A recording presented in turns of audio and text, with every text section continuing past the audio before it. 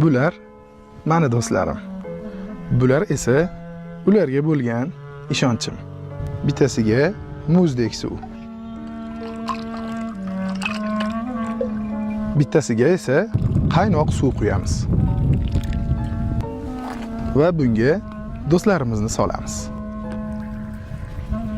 Va aralashtiramiz.